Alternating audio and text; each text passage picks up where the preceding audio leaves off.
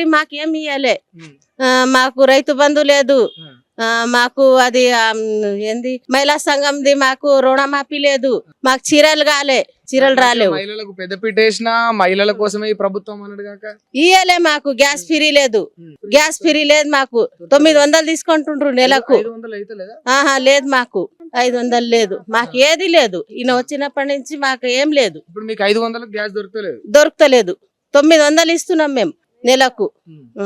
మాకు అవి చీరలు కూడా లేవు. కేసీఆర్ ఉన్నప్పుడన్నా మాకు 2 చీరలు ఉండే. ఈయన బతుకమ్మ చీరలు లేవు, ఏ చీరలు లేవు.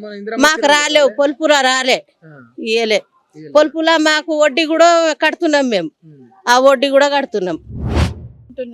రేవంత్ రెడ్డి సార్కు మేము డబుల్ బెడ్రూమ్ ఇస్తా అని 2004లో అప్లై చేసినాం అన్నయ్య.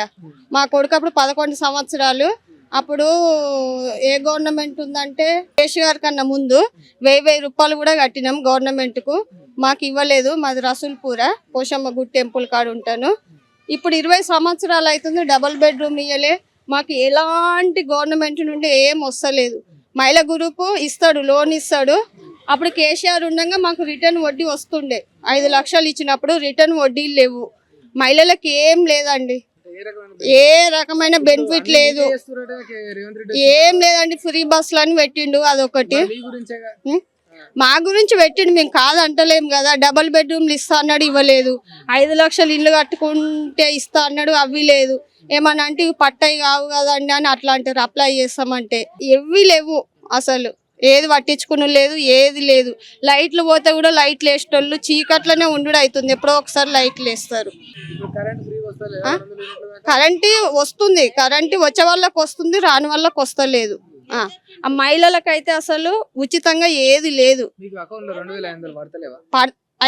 ఎవి పడతలేవు, 500 పడతలేవు, ఎవి పడతలేవు. కేసీఆర్ ఉన్నప్పుడు అన్న అట్లనన్ను ఉండేది. కేసీఆర్ ఇయ్యలేదు, ఈయన ఇయ్యలేదు. ఇస్తాడేమో గెలిచినాక మేము అనుకున్నాము.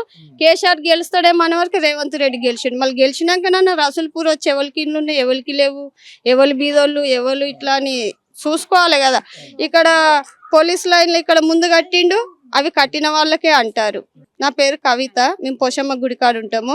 20 సంవత్సరాల నుండి చూస్తున్నాము. డబుల్ బెడ్రూమ్లు అన్ని ఇస్తాడా, లేకపోతే 5 లక్షల లోన్ అన్ని ఇస్తాడా అంటే ఎవరు పట్టించుకోరు. బోర్డు మెంబర్గా గెలుస్తాడు, ఇంకా అక్కడ వాడికి ఎవరు వస్తారండి, ఎవరు రారు. ఇప్పుడు ఊళ్ళో అంటే సర్పంచులు ఉంటారు, వార్డు మెంబర్లు ఉంటారు. ఇక్కడ ఎవరు నన్ను అడుగుతాము, వచ్చినప్పుడు ఓట్లు వేయమ్మా అని వస్తారు. కరెంటు పోతే కూడా ఎవరిని అడగడానికి అవకాశం లేదు రోడ్ల మీద. ఇప్పుడు బోర్డు మెంబర్ ఇప్పుడు ఏదన్నా వాడికి మనిషి అని 4 సార్లు వస్తేనే కదా మనకు తెలిసేది. ఏది పట్టించుకోరు, ఏం చేయరు. మేమైతే 20 సంవత్సరాల నుండి చూస్తున్నాం ఇస్తాడేమో అని. ఇంకా ఇప్పుడు లేదు. ఇలా పర్సులో కొన్ని రోజులు పెట్టుకున్నాను. ఎమ్మెల్యే ఇచ్చుడు లేదు, సీఎం ఇచ్చుడు లేదు, ఎవ్వరు ఇచ్చుడు లేదు, పట్టించుకున్నది లేదు.